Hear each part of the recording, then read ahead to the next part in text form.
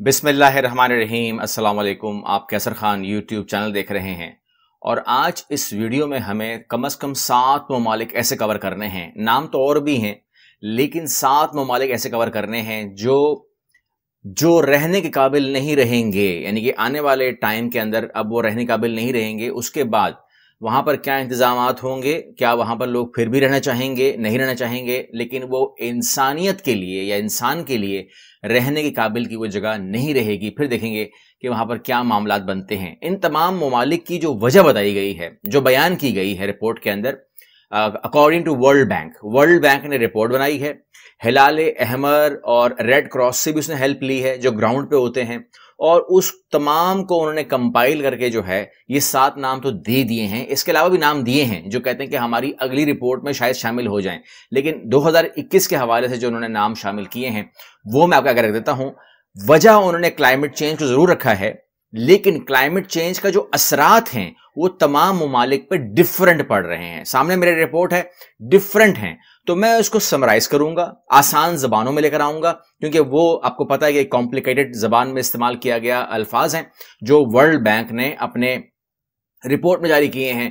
تو میں یہاں پر شروع کر رہا ہوں کہ اگر فار ایگزامپل میں آپ کو پہلے مثال دوں رپورٹ سے پہلے، کہ اگر آپ کینیڈا کو دیکھتے ہیں، جو لوگ کینیڈا گئے ہیں اور گھومے بھرے ہوں گے وہ دیکھتے ہوں گے کہ کینیڈا زمینی اعتبار سے رقبے کے لحاظ سے بہت بڑا ملک ہے، لیکن اس کی جو آبادی ہے 85% لوگ جو ہیں وہ امریکہ کے بارڈر کے آس پاس ہی کہیں رہ رہے ہوتے ہیں۔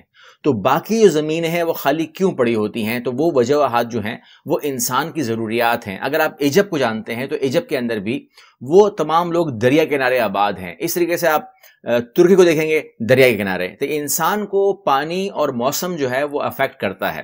دنیا بھر میں ایسی بہت ساری جگہیں آپ کو ملیں گی جو بالکل ہی آبادی نہیں رکھتی، اس کی وجہ یہی ہوتی کہ وہاں پر انسان نہیں رہ سکتا۔ اور وہی میں آپ سے بات کرنے جا رہا ہوں کہ انسان کے لیے اب وہ کون سے ممالک ہیں جو ایز اے ہول رہنے کے قابل نہیں رہیں گے، ان کی وجوہات کے ساتھ میں آپ کو اس رپورٹ سے پک کر کے آپ کے سامنے رکھنے جا رہا ہوں۔ اس میں جو سب سے پہلا نام بتایا جا رہا ہے وہ ہے کویت۔ کویت کے بارے میں کہتے ہیں کہ یہ دنیا کی ایوریج سے دگنا گرم ہو رہا ہے، یعنی کہ دنیا میں ٹیمپریچر جہاں گرم ہو رہا ہے وہاں گرم ہو رہا ہے، لیکن وہ اپنے پرسنٹیج اپنی ایوریج سے گرم ہو رہا ہے۔ یہاں پہ کہتے ہیں کہ جو اس کا جو اثر کویت لے رہا ہے وہ ڈبل لے رہا ہے۔ اس طریقے سے وہ کہتے ہیں کہ ہم نے جب یہ جو ورلڈ بینک ہے جب اس نے وہاں سے رپورٹ نکالی ہے تو وہ کہتے ہیں ہم نے جون کے جب درجہ حرارت ان سے لیا تو وہ تھا 53.2، مطلب ہمارے لیے تو یہ 53.2 ہی بہت زیادہ گرم ہے، لیکن وہ کہتے ہیں اس میں 4 ڈگری کا اضافہ ہو جائے گا۔ تو اب مجھے بتائیے کہ یہ 57.2 ہو جائے گا تو وہاں پر کیا ہوگا؟ اب اس کے افیکٹ کیا بتا رہے ہیں؟ کلائمیٹ چینج سے یہ ہو رہا ہے۔ افیکٹ میں وہ کہہ رہے ہیں کہ دریا خشک ہو کر میدان کا روپ لے رہے ہیں۔ اب جہاں دریا نہیں ہوں گے وہاں انسان کیسے رہے گا؟ کیونکہ پانی کی ضرورت، جیسے کہ ایران کا دریا ارمیا خشک ہو چکا ہے۔ یہ رپورٹ میں اگزامپل ہے۔ وہ کہتے ہیں کہ ایران کے اندر بھی، ہم ایران پہ دوبارہ آتے ہیں لیکن ارمیا کے بارے میں اس نے مثال دی ہے۔ مشرق وسطیٰ اس وقت شدید خطرے سے دوچار ہے اور آنے والے موسمیاتی تبدیلیوں کے لیے یہ رپورٹ کہہ رہی ہے کہ وہ بالکل بھی تیار نہیں ہے، کوئی تیاری نہیں ہے۔ اور انہوں نے جو ہائی الرٹ کے اوپر رکھا ہے، جو ممالک آنے والی رپورٹس میں اللہ نہ کرے شامل ہوں گی، اس میں UAE، عمان اور سعودیہ عرب کا نام بھی کہتے ہیں کہ آ سکتا ہے۔ بہرحال کویت اس ٹائم اپنی ریڈ لائن پہ آ چکا ہے اور وہاں پر کہتے ہیں کہ جو انسان اگر باہر نکلتا ہے، سڑک کے اوپر نکلتا ہے تو وہ نہیں سروائیو کر پا رہا۔ اس میں لوگوں نے کہا ہے کہ جو لوگ ہیں، جو رپورٹ، جو ان کی ریسرچ سروے کہتی ہے، وہ کہتی ہے لوگ اپنے گھروں کو، اپنے مالز کو، اپنے آفیسز کو، اپنی گاڑیوں کو، ہر جہاں پر بھی وہ ہیں وہ ایئر کنڈیشنلی اس کو ٹھنڈا رکھتے ہیں 24 گھنٹے، اور وہ اس بات کا تصور نہیں کر سکتے کہ کبھی بھی اس کے اندر وہ گیپ لے کر آئیں گے۔ تو ایسے ملک کے لیے میں کوئی آپ سے مثال دوں، ایسے ملکوں کو ضرورت ہے کوئی ملک یہ پلان کرے کہ ان کو ایٹم بم مارنا ہے یا بم مارنا ہے؟ ان ملکوں کے لیے ان کا آپ بجلی کا پلانٹ تباہ کر دیں یا ان کی آپ بجلی بند کر دیں۔ آج کل سائبر اٹیکس ہوتے ہیں، تو یہ لوگ کیا سروائیو کر پائیں گے؟ آپ کے خیال میں، آپ کا جو بھی اس میں کمنٹ ہو آپ کر سکتے ہیں کہ اس ٹائم یہ کس خطرے میں ہیں اور یہ بجلی کو لے کر کتنا ڈیپینڈنٹ ہو رہے ہیں، اور کیا بجلی ہی ان کی سروائیونگ ہے، اور کیا اور ذرائع ہیں، اور کیا یہ جو ان کے AC ہیں، جو مشینز کام کر رہی ہیں، جو ان کو چل کر رہی ہیں، کول کر رہی ہیں، کیا یہ کسی بھی ٹیمپریچر کے اوپر ان کو ٹھنڈا کریں گی، یا ایک ٹائم آئے گا کہ مشینیں بول دیں گے کہ بس हमारे में और ताकत नहीं है। तो कुवैत के बारे में आप कमेंट्स चाहिए।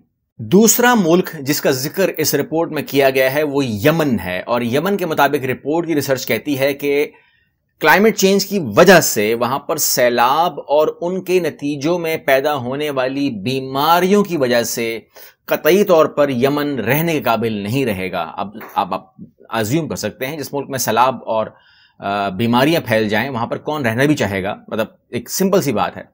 आगे चलते हैं तो वो कहता है कि जी तीसरा मुल्क इराक होगा। इराक की वजह बताई जा रही है गर्मी, खुश्क साली, नमकीन पानी इराक को तबाह करने का सामान करेंगे।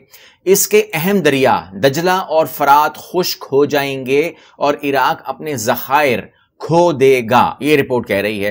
तो जाहिर सी बात है कि अगेन बात वही आ गई, अगर दजला फरात वगैरह जो मेन इसके अहम दरिया हैं वो खुश्क हो जाते हैं तो फिर, और ज़खायर अगर ना हो इराक के पास, तो जो आए थे वो भी लूट के चले गए और आपके पास भी कुछ ना हो, तो इराक में सर्वाइविंग किस तरह होगी, ये आप कमेंट कर सकते हैं।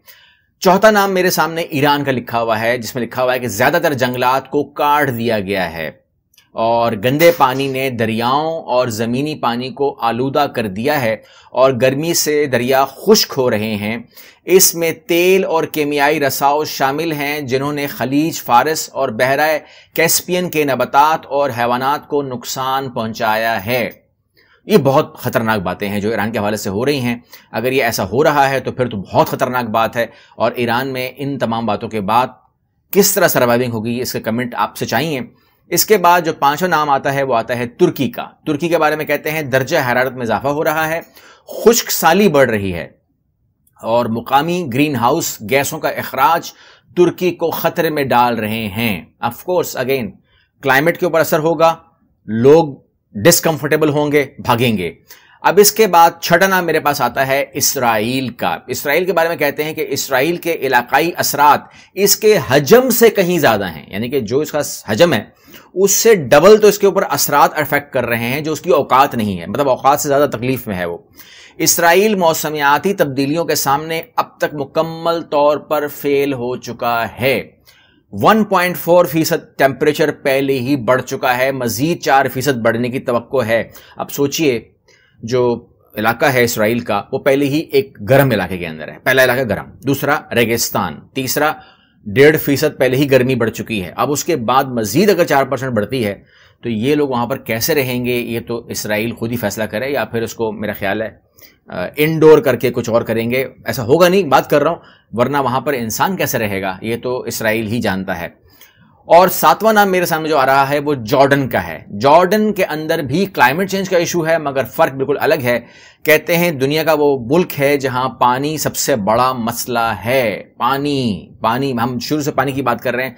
पानी के बारे में वो कहते हैं कि पानी कितना अवेलेबल है, कहते हैं एक अमरीकी जितना पानी पूरे दिन में इस्तेमाल करता है उतने पानी के अंदर 10 जॉर्डनियन अफराद अपना गुजारा कर रहे हैं। उर्दूनी अफराद जो हैं 10 लोगों को, यानी कि एक अमेरिकन जितना पानी इस्तेमाल करता है उतना ही पानी जॉर्डन के अंदर 10 लोग इस्तेमाल कर रहे हैं। आज ये हालात हैं, तो अगर ये 10 से बात बढ़ती है तो जॉर्डन में ये लोग कैसे रहेंगे, ये एक मामला तो फिर जाहिर सी बात है कि आपसे पूछने वाला है। आप रखेंगे इसके अंदर अपने मशवरे, आप बताएंगे कि इस रिपोर्ट से आप इत्तेफाक करते हैं या वर्ल्ड बैंक ने इसको गलत छापा है, या आप समझते हैं कि नहीं यहाँ से आइडिया होता है कि हमें क्लाइमेट चेंज को सीरियस लेना है। ये अगर यहाँ तक आ गया है और आगे भी हमारे ममालिक भी तो कोई बचने वाले नहीं हैं, वो भी इस चीज़ में आएंगे। तो ये जो मुजरिम ममालिक हैं, मुजरिम ममालिक भी इसमें है ना, उन्होंने क्या वादे किए हुए हैं, क्योंकि G20 के अंदर भी कुछ वादे कर रहे थे, तो वो वादे क्या हैं? क्योंकि एक वादा तो हमने सुन लिया अमेरिका का, एक सुन लिया चाइना का, एक सुना हमने भारत का कि 2070 तक मसला हल कर देंगे। 2070 तक मसला हल कर देंगे यानी कि वही ट्रक की बत्ती है या कुछ और आप समझते हैं कि इसमें इतना ही टाइम देना ज़रूरी था कि 2070 तक मसला हल करेंगे? आने वाली वीडियो में मेरे साथ रहिएगा, चैनल को सब्सक्राइब कीजिएगा ताकि नॉलेज में आपका इजाफा हो और आप इस किस्म के नॉलेज को आगे बढ़ाएं। अल्लाह हाफिज़।